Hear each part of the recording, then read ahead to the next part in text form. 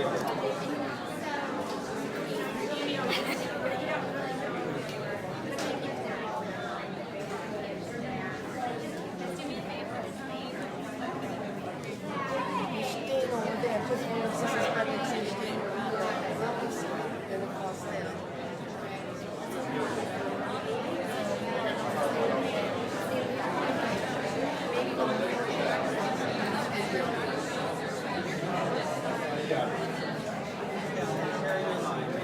everybody, we're live here at the August 5th meeting.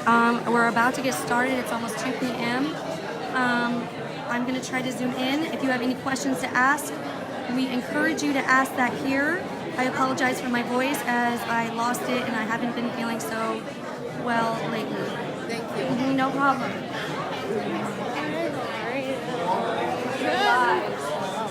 Yeah.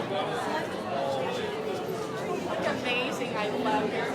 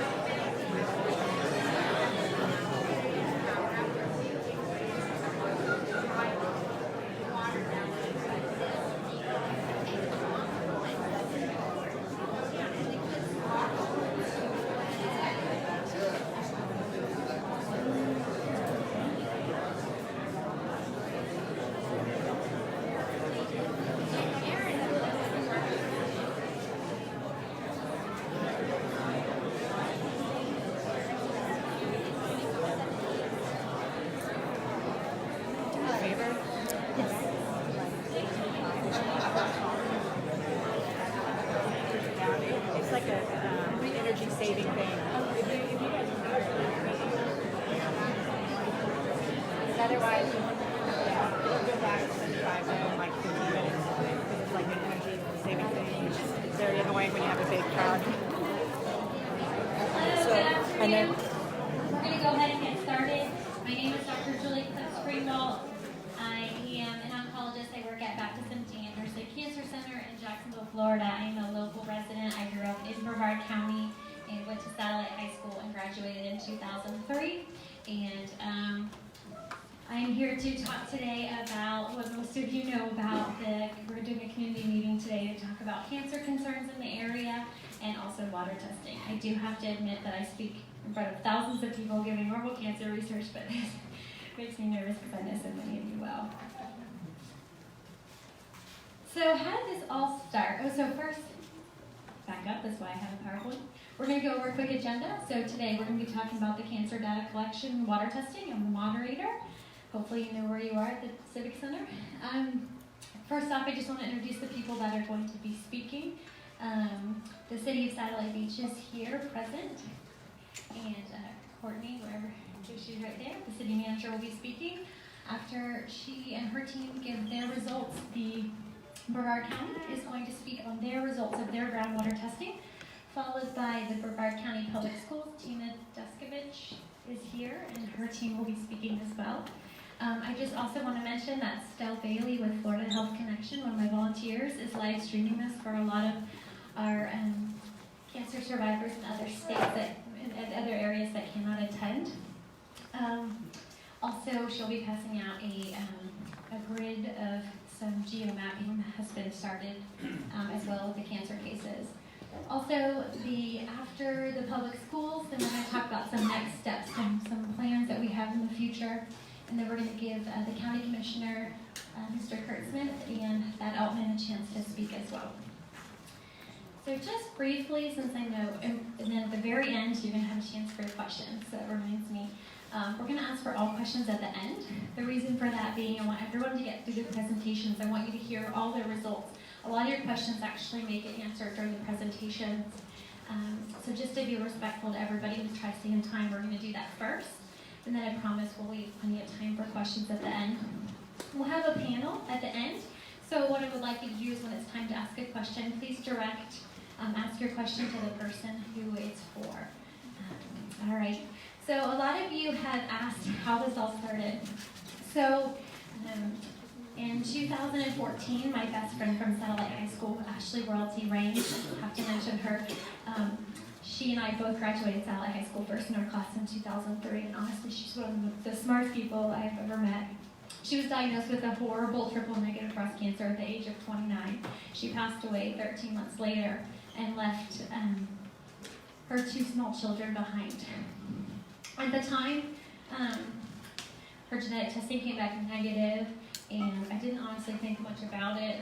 I knew the breast cancer statistics were 1 in 8 people get breast cancer over their lifetime, but I knew it was rare in people in their 20s and 30s. It's a few months later, I was at a class reunion, and I heard about a couple other of my classmates that had cancer. Again, not really thinking too much of it, but obviously saddened as an oncologist. 9 months later, after Ashley passed away, I was diagnosed with my own super rare 1 in 2.2 million cases of the type of appendix cancer I had. I absolutely could not believe it. And as I was fighting for my life, again, didn't think anything of it until actually one of the oncologists I work with said, "I don't understand why you and your friends are all getting cancer." And I said, "What do you mean?" And she said, "Well, you keep telling me about all your friends from high school that are getting cancer." And so I sat down and made a list, and I had 8 cases within my graduating class in the year above and below me. And I thought, that's really strange. Called the CDC, reported to the CDC. They were very grateful, but they said, yes, cancer's rare in that age bracket, but you really need more cases. So really didn't think anything of it. However, I do want to show the cancer treatment and survivor statistics so that you kind of begin to understand why, as an oncologist, to me, hearing about people in their 20s and 30s was very concerning. So if you look at the top graph, that's actually melanoma. The second one is breast cancer. The third one's colorectal. And the fourth one's prostate. These are actually some of the most common cancers. And what you see is all those bar graphs represent the ages. And what you see is the purple is actually the age bracket of 39 and under, so under the age of 40. And what you see there is it's super rare. 8% for melanoma, 1% for breast, 1% colorectal, and less than 1% for prostate. So in general, people will tell you, well, cancer is very prevalent. Yes, 1 in 3 people over their lifetime will actually get cancer. That is true. However, you usually get it median age in your 60s and 70s. So super, super rare to get in this decade. And that's actually what I'm going to focus on in my talk today. It wasn't until I actually read an article in the Military Times that most of you have read that talked about these 2 chemicals, PFOS and PFOA, that tested positive at Patrick Air Force Base in the groundwater. This report was published in March of 2018. It's available online for you all to read. Most of you have seen this graph, but again, just in case you haven't, this was the first thing that actually ever alerted me. 28 of 28 samples, the numbers are the highest in the document if you actually search it. And what actually concerned me the most was over here, actions taken, and then the key actions to reduce PFOS and PFOA. And what it said was, perform mitigation activities when the impacts to human health are determined. And I thought, well, I wonder if we're somehow related to that. So I also just want to point out, I'm not a Patrick Air Force Base official, but they did post on their website a link with actually all of their water testing results and their wells that they tested and the values. So it's available for you as well if you'd like to read it. So my next step was, well, what kind of cancer do these things cause? Well, it turns out that the EPA, since they published this, it's actually become a cancer research topic that a lot of people are studying.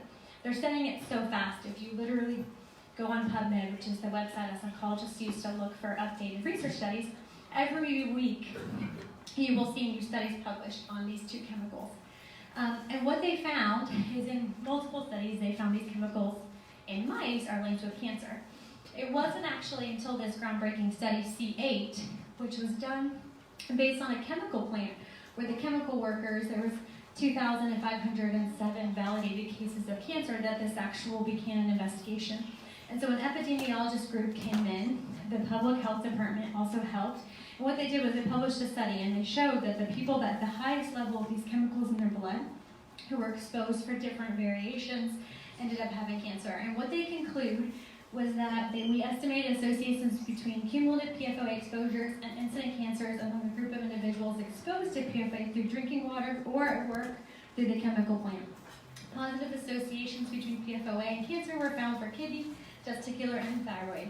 In the article, they actually mentioned all the types of cancer that they had, and but they definitely have statistical significance for those three. So this was definitely probably the groundbreaking study that linked these chemicals to cancer in humans.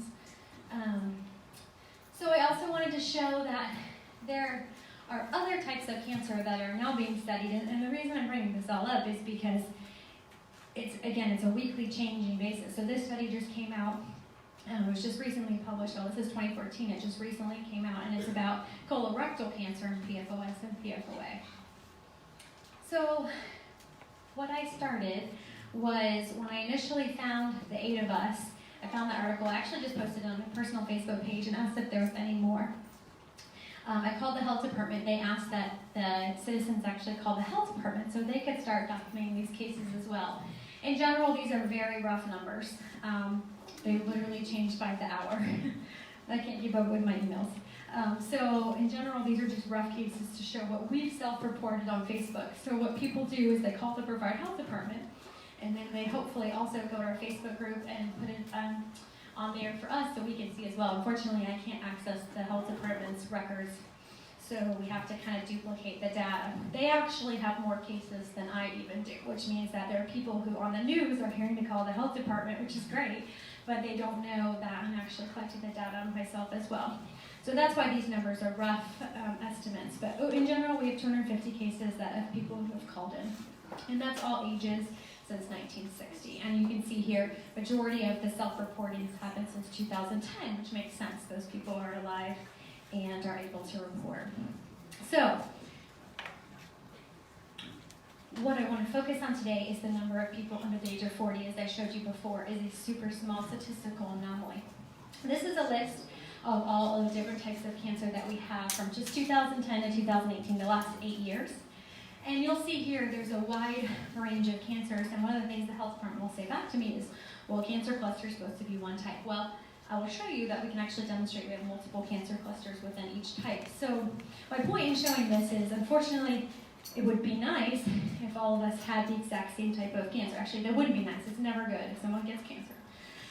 But there are trends. And I'm going to show a few of those that stand out. And this is 54 cases, all of people under the age of 40. Now, these are all people I have personally spoken to. That means that their family member, if they passed away, or the actual person have contacted me.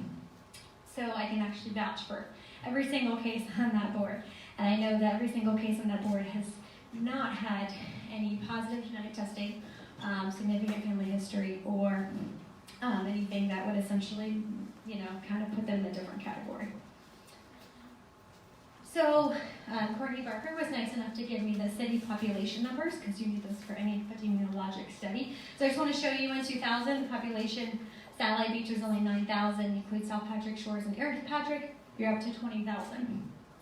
2016, you're actually at 18,000. So in general, the number I picked was 18,500, some kind of an average in the middle to go by. It's probably honestly an overestimation because Patrick Air Force Base, I haven't gotten any calls from people who were just directly linked to the base and not to Satellite Beach. So we're going to use the SEER database to compare. And so one of the questions I get is why use it over the Florida Cancer Registry? So I want to explain the difference between the SEER database and the Florida Cancer Registry. So the Florida Cancer Registry is a state-run registry. So for example, every year at the end of the year, MD Anderson, the employer I work for, we actually have to submit by law to the state every single case that came through that is diagnosed of every type of cancer. And then the state takes that information and puts it into counties. And they map it. It's actually public data. You can go on and see it all yourself. It's just numbers. It's all de-identified. And what they do is they track that. Well, when I initially called the state health department, she said, well, we'll look in the Florida Cancer Registry and see if we can replicate your results. I said, well, you don't understand. Most of us do not reside in Brevard County. I was, for example, diagnosed in Alachua County. One of my good friends who's here was diagnosed in Orlando. That would not be Brevard County. And so majority of us were not diagnosed in the county in which we grew up to have the environmental exposure. So that's why I'm not using the Florida Cancer Registry, because honestly, the Florida Cancer Registry is going to do a very good job picking up childhood malignancy rates. Those are the cases, right, where they grow up and they live in the same area and they usually don't move. But for people like myself who are in their 20s and 30s, they're usually not in the county for which they reside. So the data is going to be more spread out. So the nice thing about the SEER database, it was created by the government for essentially the entire country. And they have a database for every single type of cancer. It's really well done. It's actually checked every year. It's actually what us oncologists can use to publish studies.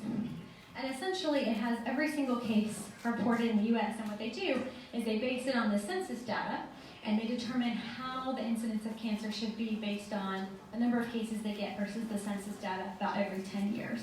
They've actually been tracking this data since 1975. It didn't become public, I think, until the early 2000s.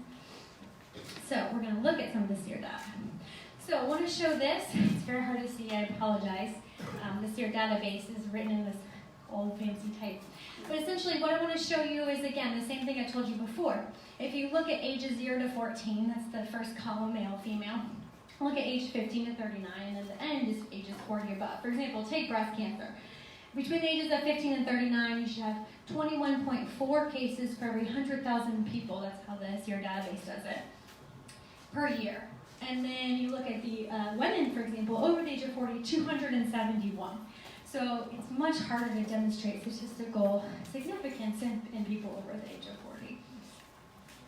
So, if Satellite Beach population is 18,500, every 4.5 years, we essentially have the same number of cases of the SEER data reports, because we obviously take our population of 18,000, and from 100,000 is about 5 times divided by. So, take testicular, one of the known cancers from PFOA.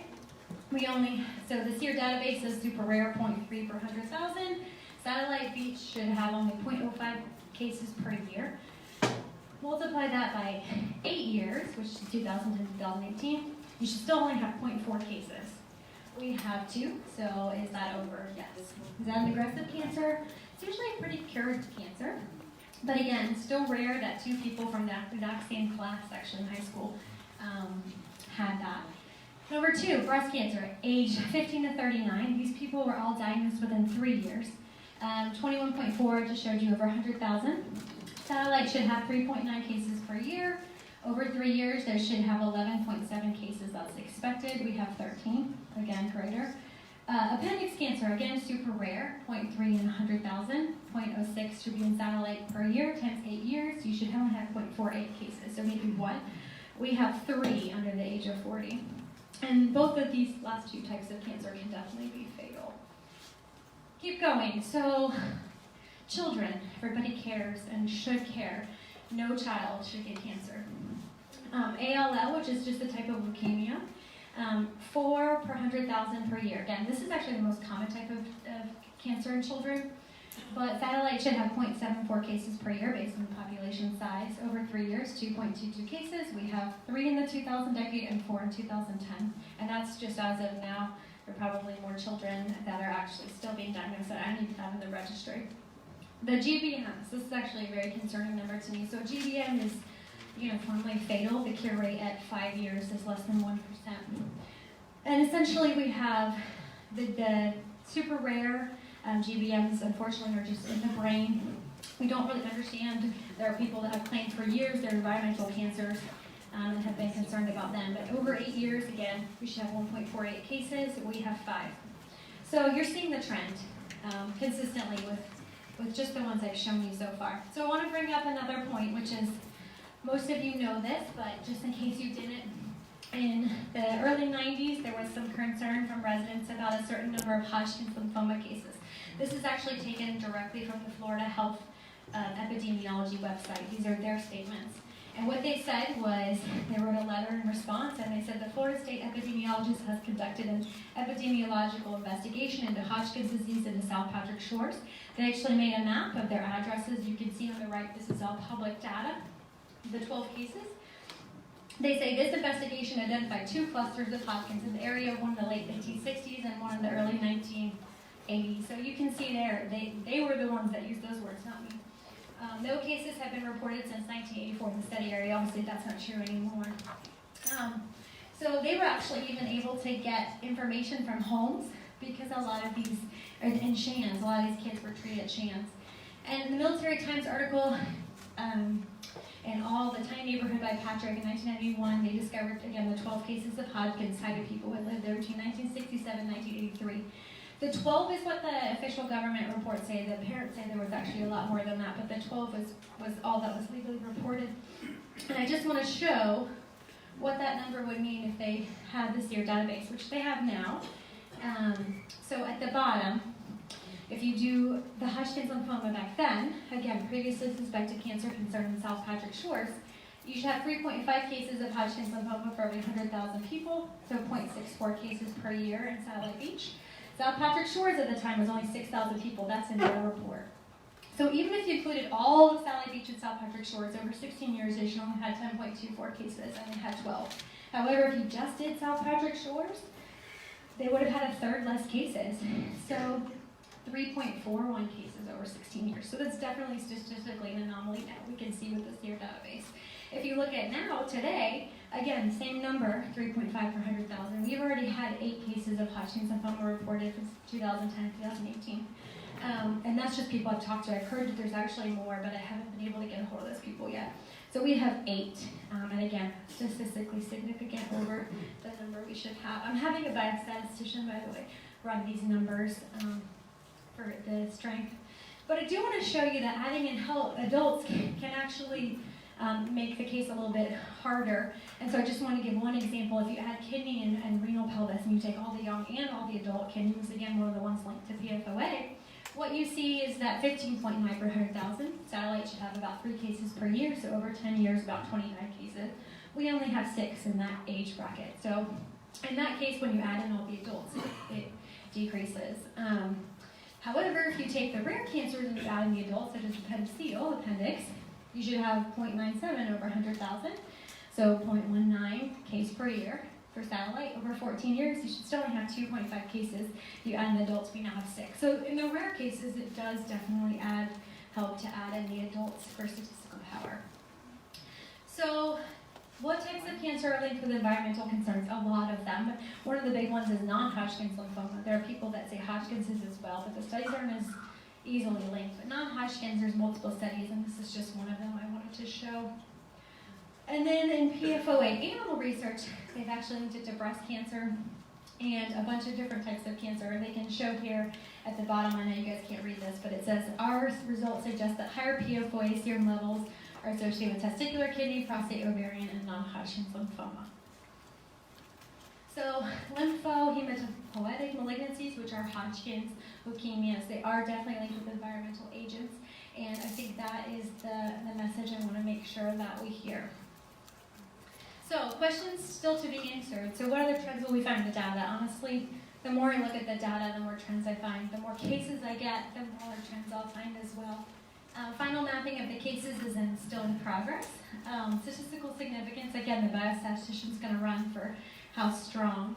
What, if anything, environmental is causing this pattern of possible cancer and increased incidence in younger adults? And that's really the message I want. It's just that it seems like more young people have cancer in our area than in other areas. Can our blood be tested for the PFOA and PFOS chemicals like some states are? Some states are actually currently testing these in their residents, state health departments. It's really impressive. And can screening guidelines be made to help those who may have been exposed? So what about all my classmates who graduated the same year as me who haven't had cancer? Why can't they have access to a mammogram or a blood test? Right now their insurance won't pay for it, but that's one of my questions. Is there a way we can help them get screened? Finding cancer early saves lives. Most of you guys know that. Can our local, state, and federal agencies help us with this? Please continue to write them. And how else can we save lives? And finally, thank you for your time. I just want to make a quick reminder. Please pass this on, especially to anyone diagnosed under the age of 40. These cases, you see the numbers. One more case is actually statistically significant. So the more cases that I hear about, the stronger the case we have. They should definitely still call the Brevard Health County Department to report their case. Right now, the Brevard Health County Department's only taking 2 zip codes, 32937 and 32940, and I have been campaigning for them to take a wider range, but right now that's all they're taking. And they're only taking cases diagnosed after the year of, I believe, 2001 as well. I started a Facebook that's our Facebook page that we have, Satellite Beach Health and Hope for Tomorrow. If you haven't seen it and aren't following, that's our Facebook page. I've also started one for just the survivors. I'd like to just be able to get messages out to just the survivors. And so I'm asking the survivors to join that one. I want to take a minute to thank all the volunteers helping me. Stell Bailey, Whitney, Prieto, Victoria Siddick, Jennifer Urfee, and all the decade leaders listed on the right who've been collecting the cancer cases in their decade. And I'm going to turn it over to the experts and the community officials now.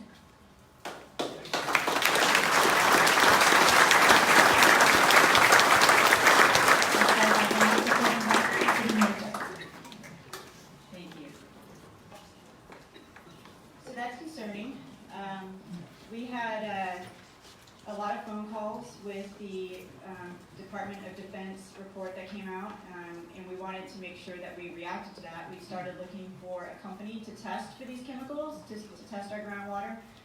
We did find one, which was Tetra Tech, and I'm going to let him go over the test results with you real quick. I think many of you have already seen them on the Facebook page or seen them on our website. The entire report has been posted to our website. And then we're going to move in subsequently to the county and the school board, and then after we get all those reports together, because a lot of them show some relationship, we'll be able to answer your questions and kind of go over the next steps that we're anticipating, because obviously it doesn't end with just these results. So with that, I'm going to go ahead and turn it over to Matt Shelton with Tetra Tech. Thank you, Courtney.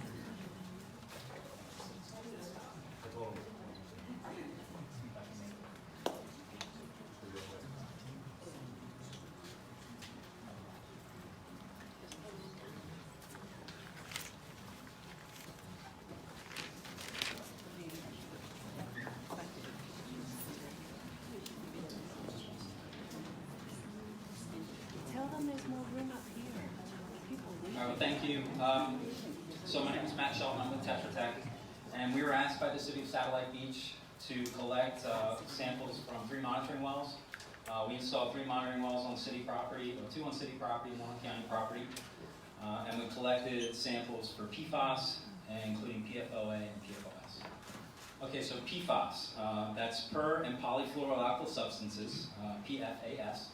And that is a group of manufactured compounds. These are not naturally occurring compounds. And we sampled for 24 compounds. 2 of them were PFOA and PFOS, the compounds that were discussed earlier. So as I said, these are a group of manufactured compounds that are not naturally occurring. And they're basically used for waterproofing and making things stain resistant and resistant to grease and oils. They're commonly found in everyday products such as nonstick pans, Teflon pans, Post-it notes, food packaging, and they're also widely used in fire suppression foams. Okay? So we initiated our field activities on July 17th. We installed 3 wells. City Hall, right out the side of the building here, was SB1. SB2 was located on Jackson Avenue in Delaware Court, and SB3 was in Brevard County Parks, Sea Park.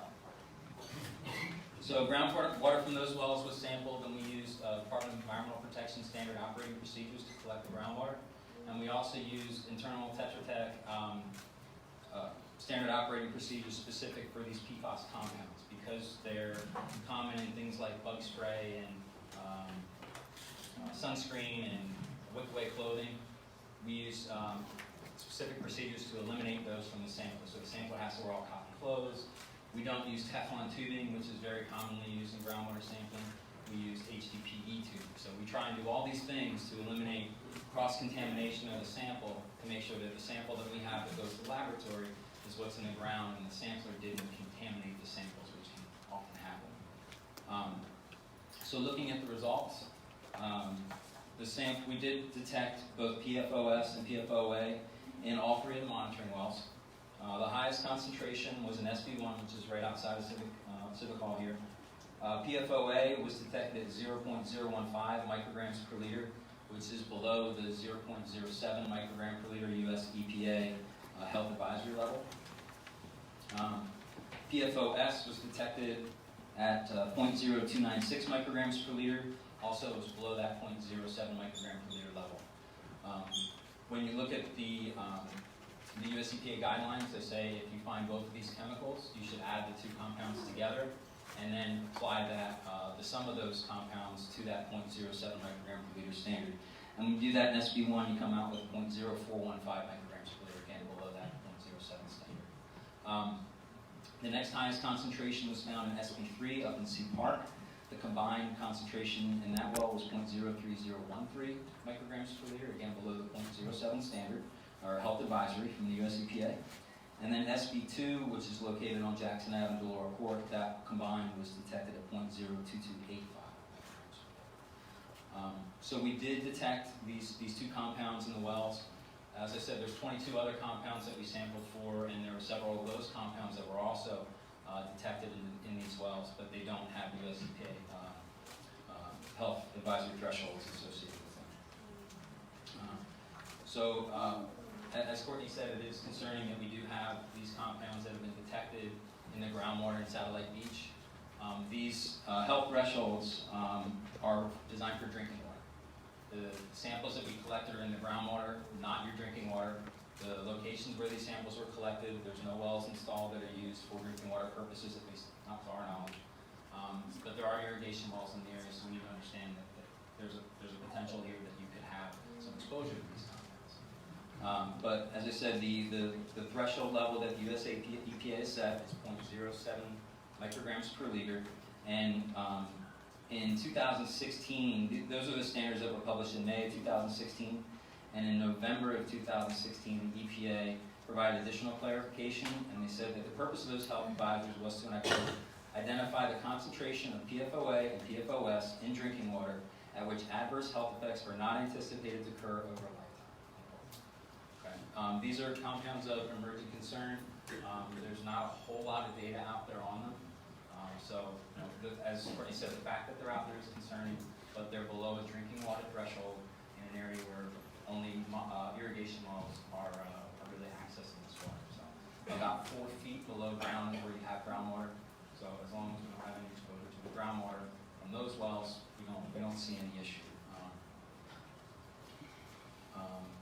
So that's basically the results. I don't want to touch into the health effects because that's really not something that I was asked to do, and honestly, it's not my area of expertise.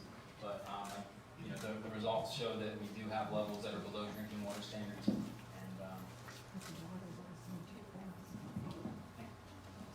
And Before I bring up the county, I just wanted to make sure that you all know that when we talk about the drinking water standard as opposed to the groundwater, that we are not trying to minimize the seriousness of these compounds being in our groundwater. We just have to make that distinction because I can't tell you, everywhere I go, I mean, I grew up here, so most of the people, half the people in this room I know personally.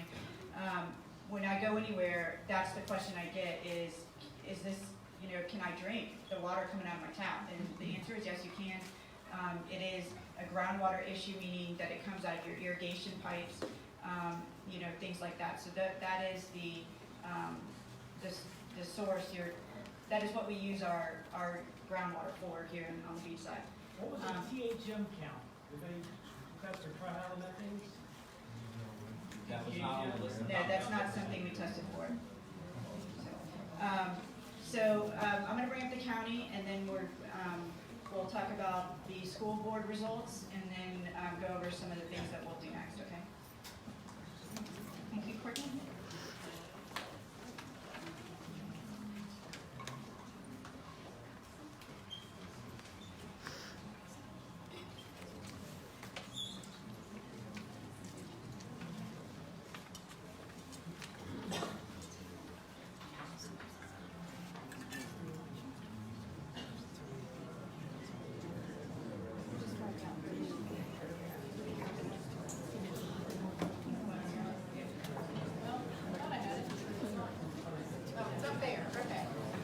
That doesn't look like that.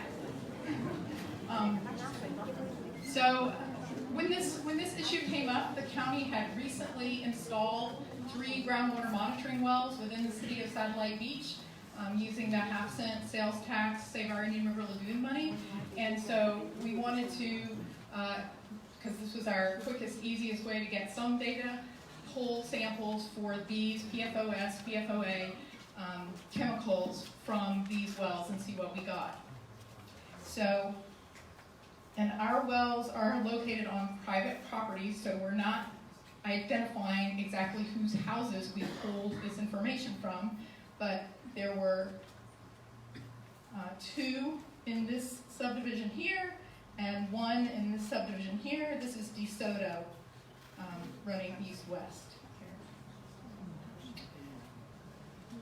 And then we wanted a control because we installed these wells in June before this issue came to us. And so Matt just went over the very important process of making sure that there's no contamination in your well, that there's nothing in the components of the well that would be releasing these chemicals and providing you a false positive. Since we installed the wells not knowing that we were going to use this for this purpose, there may be something in those wells. Our consultant contacted the vendor where they got all the well components, and we verified that there was nothing in there except potentially 1 O-ring that's part of a pre-pack part of the well at the base of the well. We could not get information on the components of that O-ring. So one thing that we did to control for that was that we also pulled a sample from the well down here in the South Beaches, south of Melbourne Beach, in Coconut Point Preserve, in a conservation area where there shouldn't be sort of the residential levels from all of us cooking on our Teflon pans and using carpet that's got Stainmaster and whatever on it. So so this is our control well site down in the South Beaches, and Publix is just off the screen here.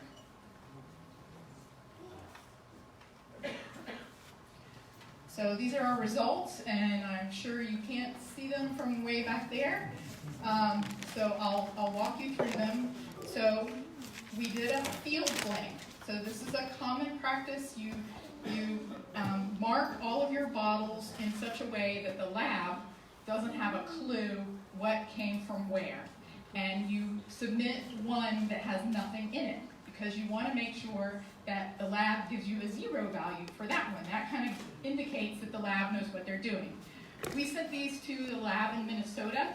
There's 7 states that have adopted their own standards in addition to the EPA standard. Minnesota is one of those. The lab there is the lab that's done a lot of the work for the federal EPA, developing the EPA standards, so we wanted to just go straight to the experts. So indeed, the blank came back non-detect from the lab. So that made us feel confident that the lab knew what they were doing and nobody was messing up our samples. All right, and then we have our Melbourne Beach sample from a conservation area, natural control. All of our samples were collected on July 16th. We just got the results back on Friday. And so PFOA came back, and I'm going to talk in parts per trillion because that's what the newspaper has been reporting, and I think that's, I don't know, for me it's easier to keep track of. So the EPA health advisory standard is 70 parts per trillion. for PFOA, 70 parts per trillion for PFOS. If you have both, you need to add them together, and the sum of them also needs to be under 70. So we have 2.2 for PFOA, 4.4 for PFOS, for a total of 6.6, well below this threshold of 7. Then for our 3 wells in Satellite Beach, I'll just work from the bottom up, since that seems to be the way I'm going here. This one, the PFOA was 3.7, the PFOS was 15, for a sum of 18.7, also well below 70. The next one was 2.7 for PFOA, 3.6 for PFOS, for a total of 6.3.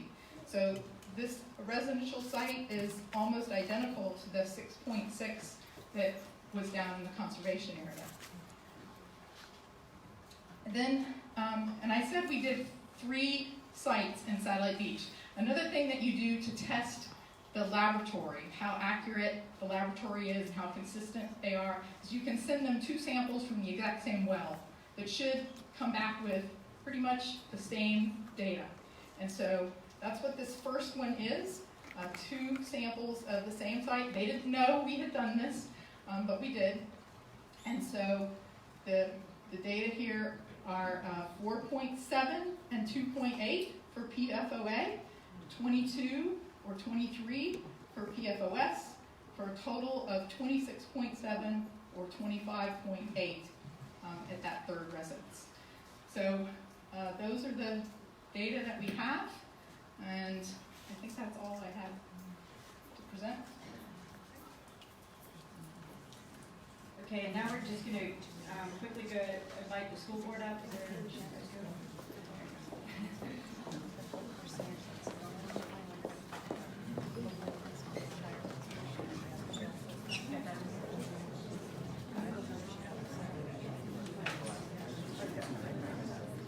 Sorry, I'm Sam's PowerPoint. I'm Tina Deskovich. I'm your school board representative in District 3, and I cover the south end of the county, southeast end of the county, which includes beachside Pineda Causeway down to the end of the county. So most of you have probably read the results right now, but if you haven't, I'm going to go over them with you briefly. I've also brought with me today, when we get to the question and answer portion, our Assistant Superintendent of Facilities, Sue Han, and our Manager of Environmental Health and Safety, Mr. Jim Powers. So they'll be able to answer the more scientific questions for you. I'm just going to give you an overview of what we've done, what the results are, etc. So we tested the drinking water in 13 of our beachside schools, 4 up in the Cocoa Beach area and the rest south of Pineda. We received our results on Friday, and all of the schools north of Pineda that are on the City of Cocoa's water came back. We tested for 21 different compounds. We didn't just do the PFOS and PFOA. We did all of the compounds that kind of fall in that same area. And of the 21 compounds, all of the schools north of the Pineda on the City of Cocoa's water came back non-detectable for all 21 compounds. South of the Pineda, all of us that are on the City of Melbourne water came back non-detectable in 20 of the 21 compounds. There was one compound, the PFBA, that came back with trace amounts in the 9 schools that are south of the Pineda. They're all within 2 to 4.4 parts per trillion, where we've already discussed that the EPA standards are 70 parts per trillion for drinking water. So they're well below. It's that one chemical. One school came back higher than the 4.4, and that is Satellite High School, that came back at 12 parts per trillion. The initial report that came back from the laboratory we used, which was Universal Engineering Sciences, said that there were some quality control issues with that Satellite High sample, that they weren't 100% sure that number was accurate. And so they said in their initial report they're going to retest the exact same sample, and we have ordered 2 additional samples to be added to that. We will have them in about 10 to 15 business days, the results from those numbers. I think that is a pretty good summary of what we've done and what the results are.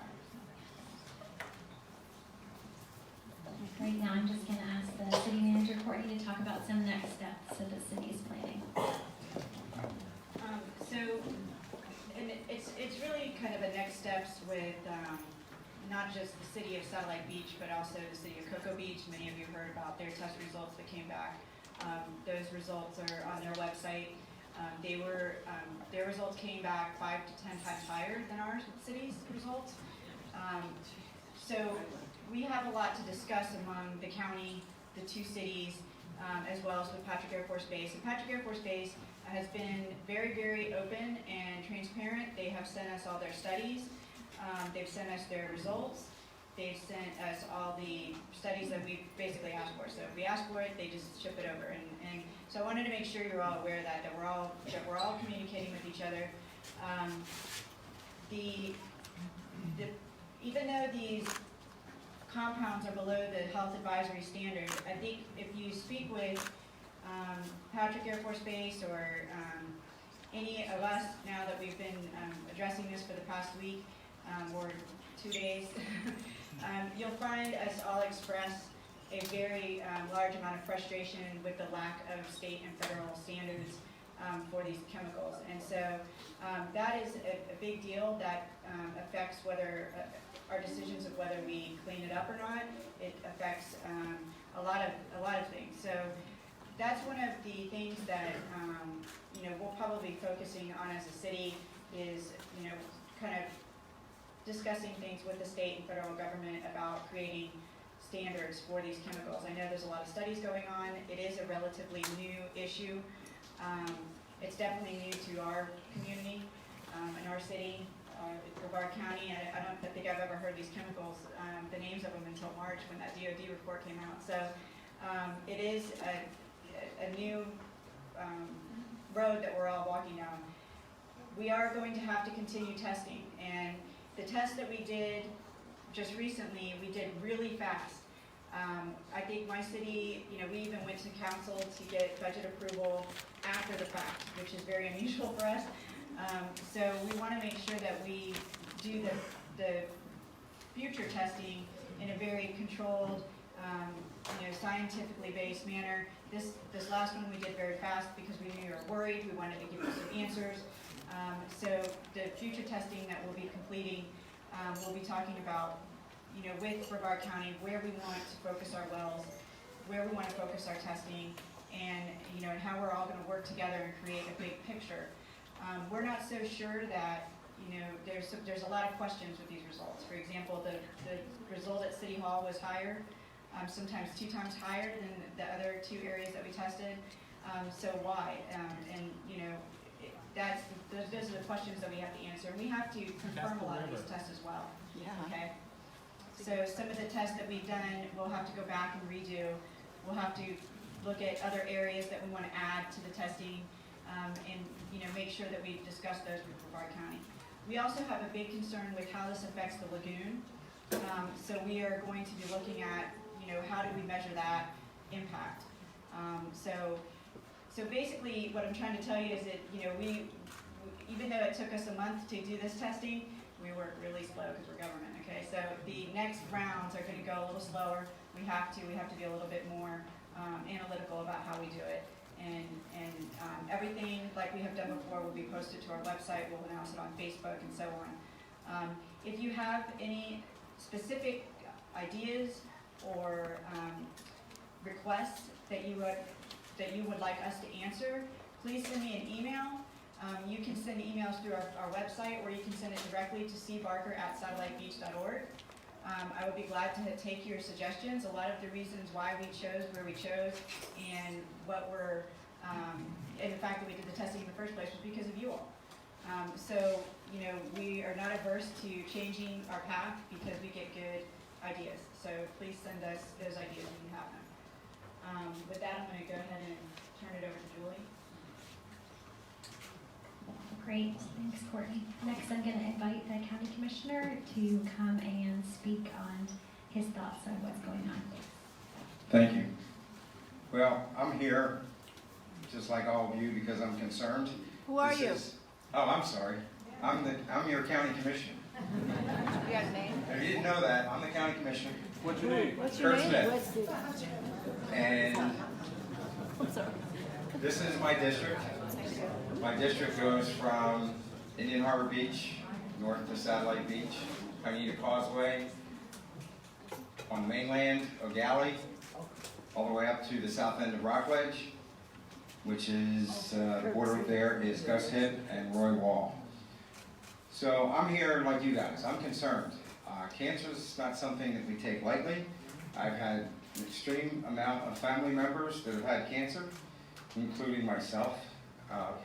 So when anything like this happens, you have to pay attention. And we have to get scientists involved, because I'm not a scientist. I don't know anything about any of this except from what I've read in the newspaper. So I want to tell you, I am your eyes and ears, because I'm not only here listening to this, but I get to work behind the scenes as well, where you folks don't go. I can go right into people's offices and say, well, what about this? What about that? How do we know this is something we can depend on? And I have access to federal agencies and state agencies. So that gives me a leg up on all of you. So that's why I'm here, because I'm very, very concerned and we need answers. And we need to know whether we can sleep well at nighttime or if we need to be worried. And if we're going to be worried, what do we do about it? That's the key. So I know we've got terrific people in the county here. We've got terrific people in Satellite Beach. They're all concerned as well. And we're going to just have to go forward and keep looking at this and come up with answers so that we can keep all of you folks informed as well. So, yes, sir? Just out of curiosity, where do you live and how long have you lived here in the county? Yeah. Well, I've been here since 1986, and I live right across the river. I live on the mainland, right on the river. So the lagoon is, like I tell people, it's not a political issue for me, it's a personal issue. And I also have drinking well. My water for my house, for drinking, bathing, comes out of a well. So I have those concerns as well. And I know people have said I don't have to worry because I'm across the river, but I don't know how these compounds get where they get. And I know when I'm looking at articles in the paper that say some of these compounds come from Teflon and stain-resistant material, that's in my house. So, and I know it's in my neighborhood, so I'm concerned too. So I want to get my well tested.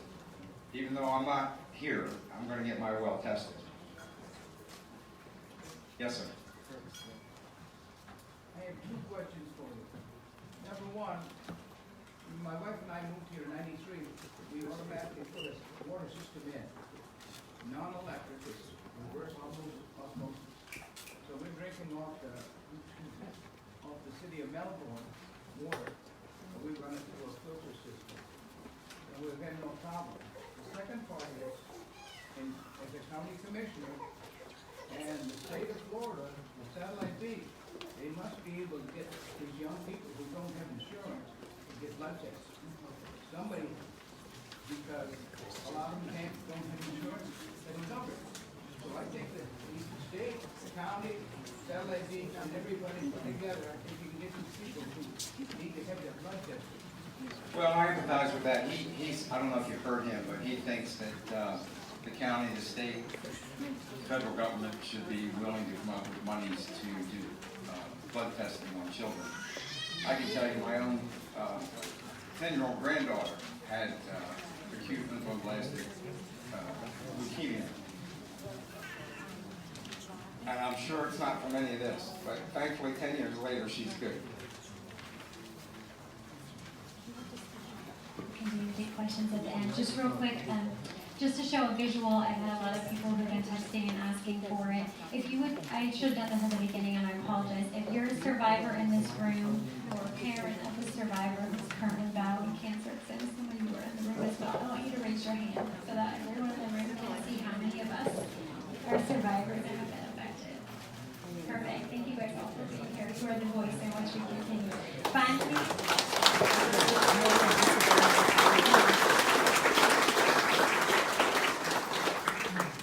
Finally, our last speaker is Florida House Representative Matt Altman. Thank you for being here. We're going to listen to your thoughts and then we're going to move on to questions. Thanks so much. Well, I first want to thank City of Satellite Beach for having this meeting and the efforts that they've provided. Certainly they are right on top of it. Satellite Beach is a very special place.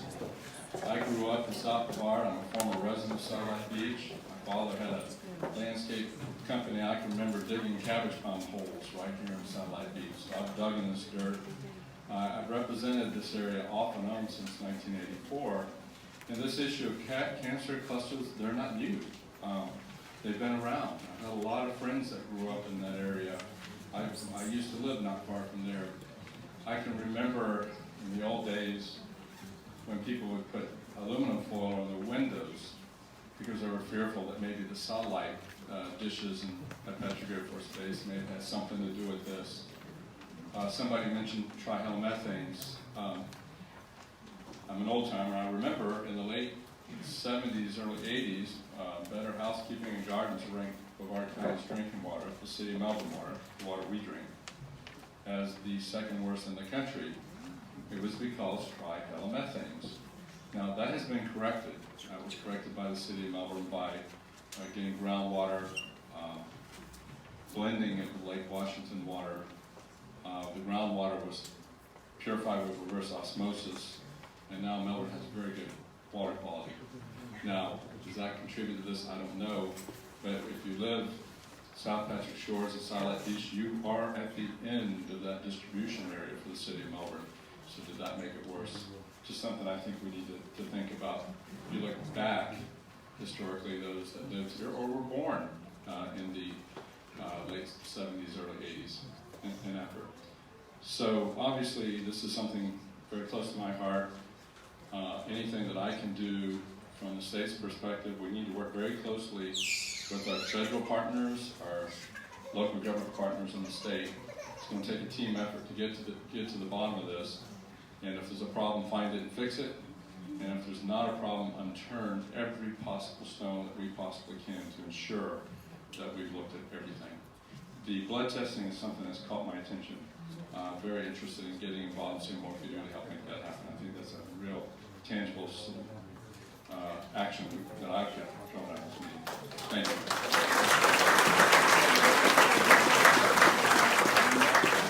All right, thank you, everyone. I'm just going to ask, I'm going to take one question at a time, and I'd like you to address who your question is specifically for at the beginning of it.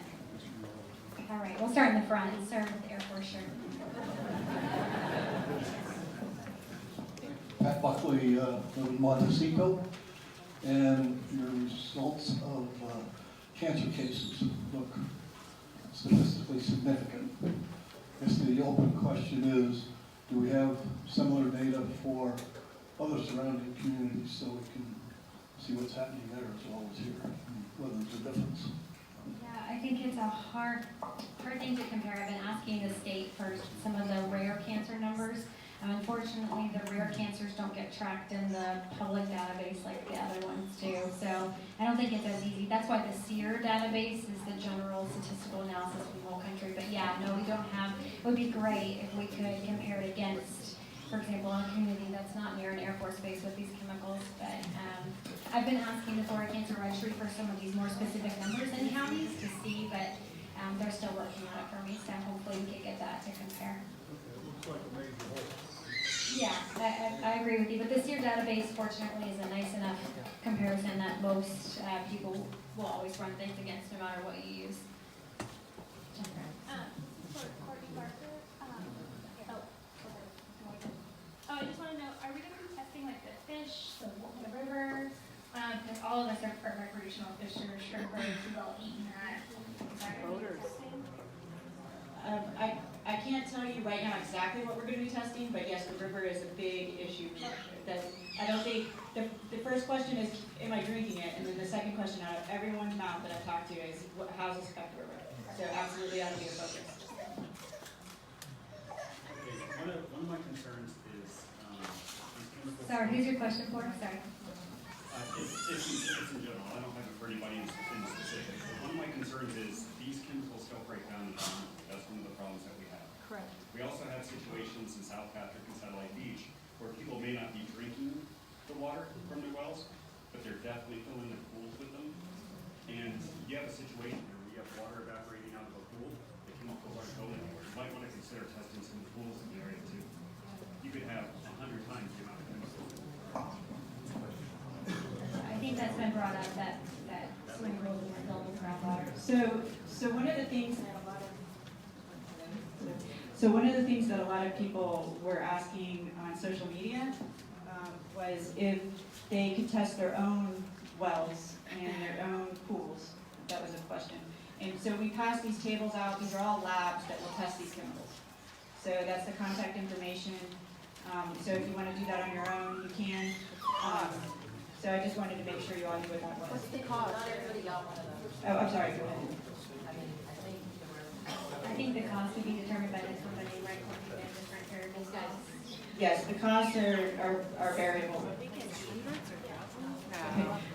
We can try to fill in this table and put it on our website with the cost in the next couple weeks if that's something you all would like. So that's something we can do. And I think the other flyer that we handed out was just some general information about those chemicals themselves. As we move forward, We're going to try to put some general guidelines for the residents on our website as we move forward. We haven't had a lot of time to react to this so far. So I have, you're next. My name's Heather. I live and I work here in the community, and I'm glad that I'm getting this education. My question really is, has there been any method of eliminating this from a single home if we did like a whole home filtration or something like that? Is there any method? I hear reverse osmosis over there and they've had no problems. I work right here on satellite at Space Water, and I'm collecting information so that I can be educated and give as much as I can. Do we have anything in that regard? I think Matt, I don't know if Matt would know anything about that. So I'm assuming you're drinking City of Melbourne water? Yeah. So you can contact them for their specific results if you're worried about that. What will we bathe in? Pardon me? What we bathe in? What we shower in? That's City of Melbourne. Okay. Yeah, so anything that comes out of the tap in your house is City of Melbourne. If it comes out of the outside, sometimes I have an outside hose that's hooked to my well, but you can distinctly smell that water. Guys, my voice is gone. Groundwater, given irrigation, all things coming from there. I know you can hear me, but my voice is raspy and gone. Carbon filtration can also work to remove some of these contaminants. But Specifically the PFOS and PFOA? carbon filtration does work. So I had a company come out to my house and test our water, and I asked specifically about a full house system. And it was Brevard Water Solutions. The owner came out and he said it's too early for him to speak on PFOA and PFOS specifically as to whether or not his full home system could eliminate it from irrigation, from tap, full home solution. Okay. So he said he was going to look more into it to see if it was catalytic carbon filtration. Right. He wasn't sure Okay. the extent of these chemicals and whether or not it would filter out. So We work with Easy Water, so we're gonna, now that I have this information from this meeting, my next action item is to get with them and have them test these in their lab. So thank you for that information too.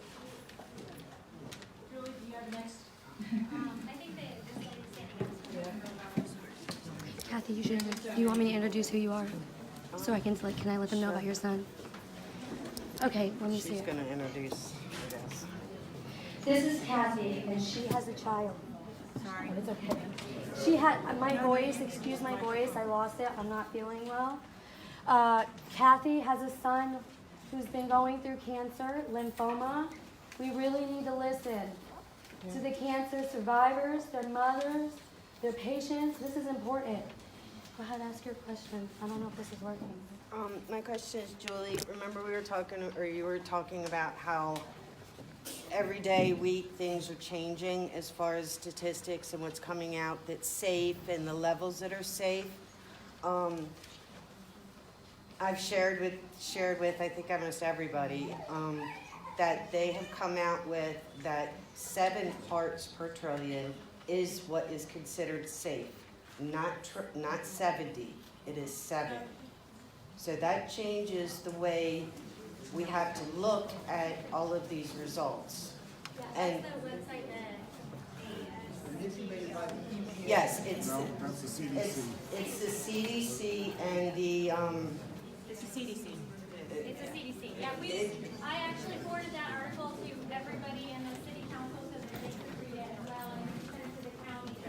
The CDC is recommending a lower. It might not work. I don't know. Somewhere between 7 to 12, what they're recommending. So again, so that would change everything because that.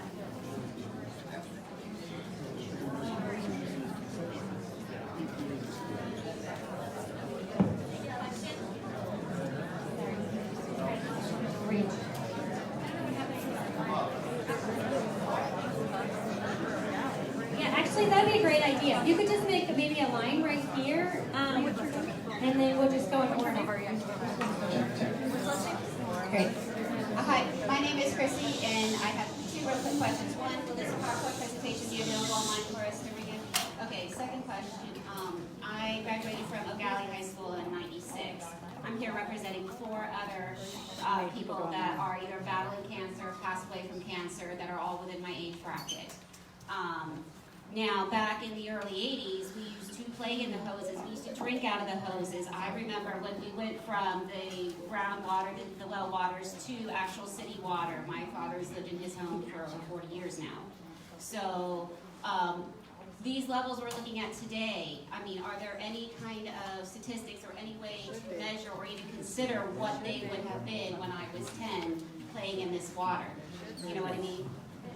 The half-life, do you have the numbers, the half-life offhand? The half-life in the groundwater, at least. Depends on what source you look at too. Yeah, it depends on what source, but the half-life is like 27 years, roughly. I don't know these numbers exactly, but essentially the groundwater half-life is somewhere in the 20 years.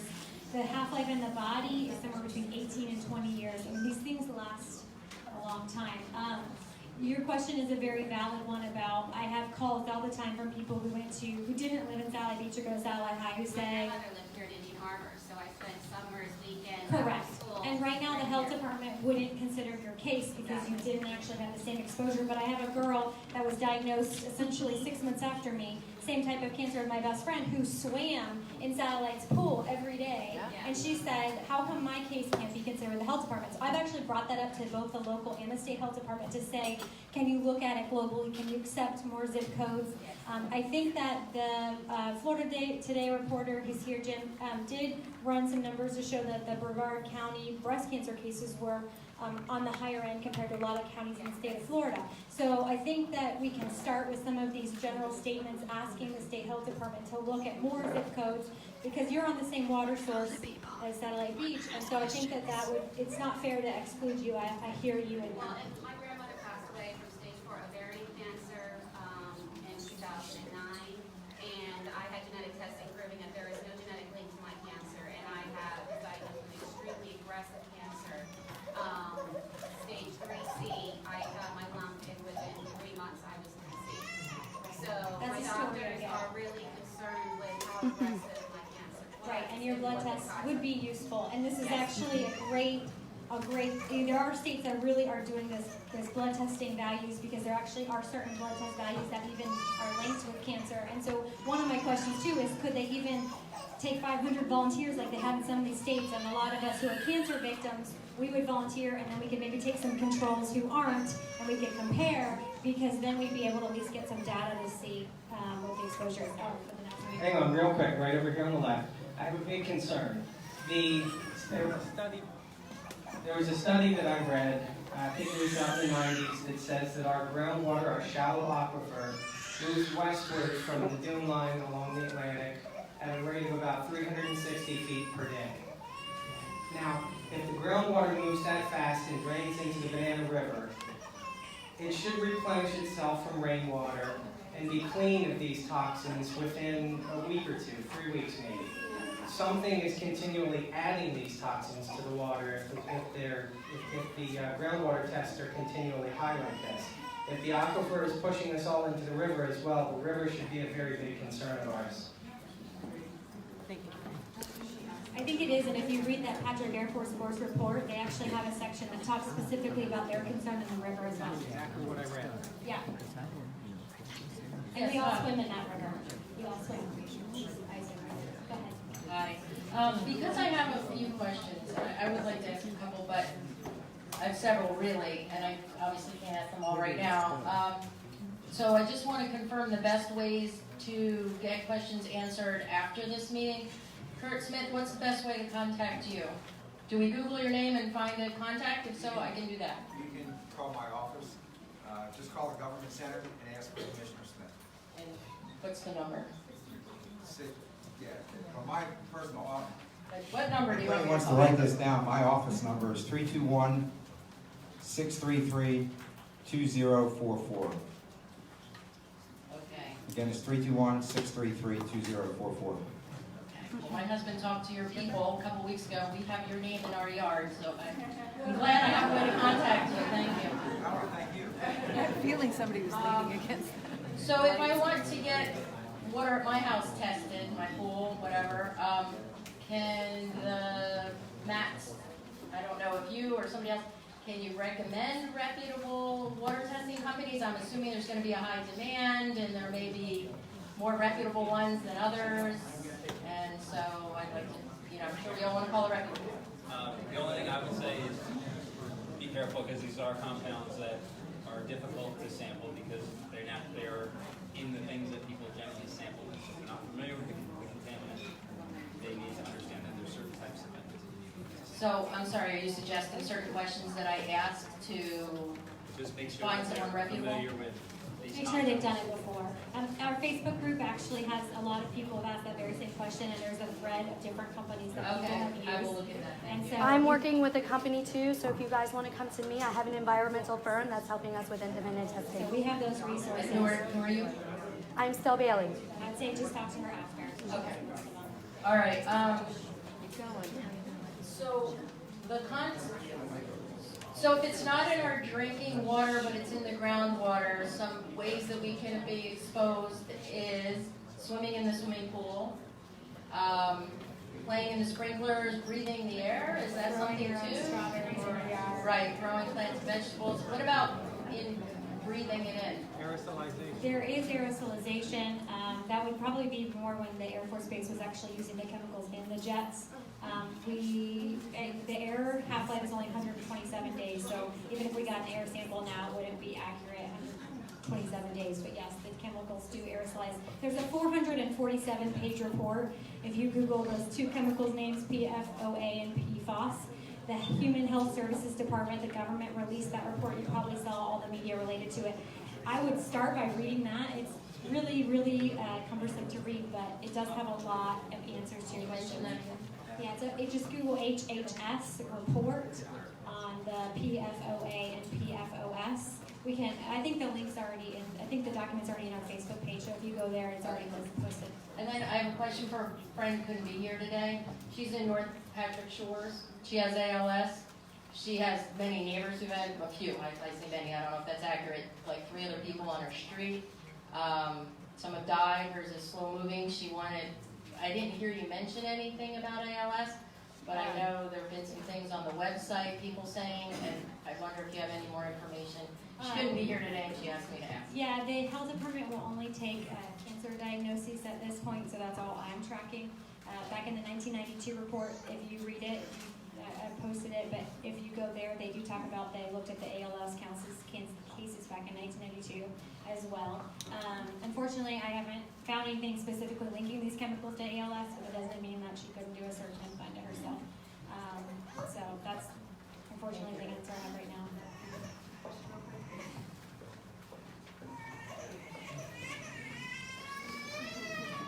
I have a hard time speaking because I have ALS. And I was wondering why they didn't put any wells in the northern part of South Patrick Shores where every time you dig up airplane parts.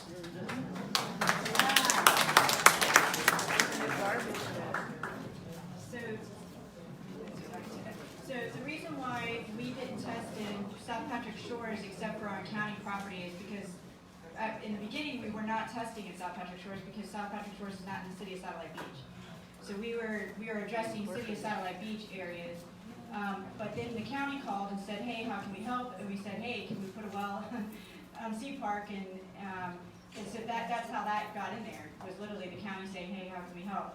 When we further testing in the future, we'll be able to more broadly distribute our testing in areas that we know we want to test. So I know that it's inadequate what we just did, but it was something that we could do very quickly and get you answers very quickly.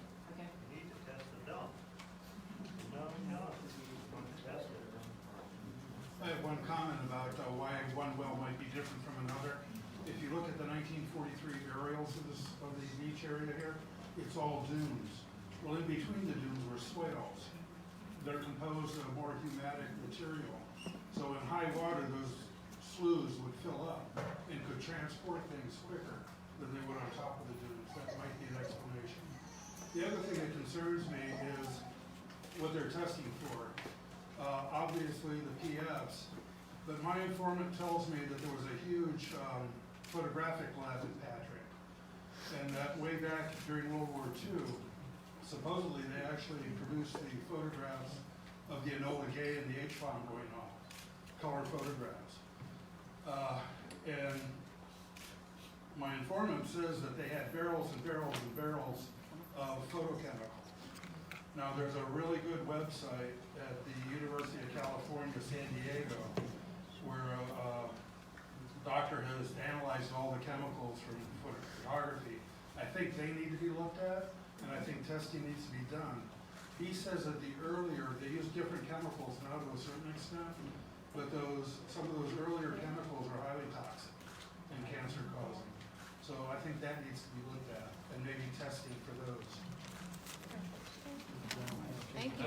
Good My question. name's Ethan, and I lived in South Patrick Shores for about 7 years. I don't have cancer, but I do have, and my mom has had a variety of strange health issues related to our immune systems. We get like chronic fatigue, brain fog, aches and pains. I have arthritis, which is really strange at 23. Hard to explain to your friends too. But what my question is are we testing the groundwater for MTBEs and perchlorates? Because I have blood work that I did 2 weeks ago, and I'm in like the 100th percentile for both of those chemicals. So were those tested for? They were not. Not yet. Not yet. So, That's the list, and then a bunch if there's something you all are curious about, and there's a particular thing that you feel that we need to test for, then go ahead and send that over to me. But no, we only tested for the PFAS and PFOA at this point. So, yep, cbarker@satellitebeach.org. Good question. Yeah, I think that's an important question to mention is we don't know for sure if the link is these P chemicals. It still could be other things in the water. And all of our officials know that and are just as concerned as we are. So even if the P's end up being clean, I don't think that will be the end of our investigation. I want to speak a little bit about that. My name is Linda. I'm born and raised here in Satellite Beach. I graduated Satellite High in 1980. We have a son and daughter-in-law that graduated in 2005. By the grace of God, we're all very healthy. But if you look at these chemical compounds, PFOS and PFOA, the F stands for fluorine. And the chemical equation for PFOS has 17 atoms of fluorine per molecule, and PFOA is 15 atoms of fluorine per molecule. And the article in the newspaper said these compounds bioaccumulate in the body. And in our drinking water, we also have fluoride, which is a fluorine compound added. The city of Melbourne uses hydrofluorosilicic acid, which is actually a toxic waste product from the phosphate mining industry. And all those fluorines can accumulate in the body. And the young man who stood in front of me saying at 23 years old he's experiencing arthritic conditions, that it's a process called skeletal fluorosis. And it could be the groundwater, the drinking water, all like that. When I've been speaking to the city of Melbourne, the city of Satellite Beach is doing their own research into it as well. But these fluorine compounds build up in our body. And Dr. Julie, on the chemical periodic table, there's a series called halogens, which are, I'm sure as a doctor you know, it's chlorine, bromine, fluorine, and iodine. And what happens though is there's this law of halogen displacement, where a halogen of a lower chemical weight can displace a higher chemical weight. And what the theory is right now, especially in cancer cases and especially in breast cancer, I want to share with anyone here that's been affected with breast cancer, is that the fluorines that we take into our body from whatever sources are actually displacing iodine. And in that process, it can make people more susceptible to breast cancer, ovarian cancer, and prostate cancer in particular is what I've read research on. So I just wanted to share that information with you and ask you if you'd heard anything about this class of halogens and the compounding in the body and the bioaccumulation of fluorine elements, fluorine compounds. Good question. I haven't personally done any research, but I know that fluorine has been in question actually for years before they actually added it into the water. There are a lot of studies the government did showing the safety of that chemical, but it's been questioned recently based on what you've been saying. I haven't personally studied it myself. If you could share that information, because I think it's important. I think it's going to be new research that's going to take hold, especially for cancers. Yeah, thank you. So just remember that you have a line of people behind you. Thank you. Jim Wendenbach. I live in South Patrick Shores. I've been up there for over 20 years. I'm actually a groundwater remediation engineer and been practicing that for over 25 years. I was in Tallahassee actually earlier this week meeting with the DEP on some other issues, but we did talk about PFAS. The DEP is going to be setting a health advisory level for PFAS.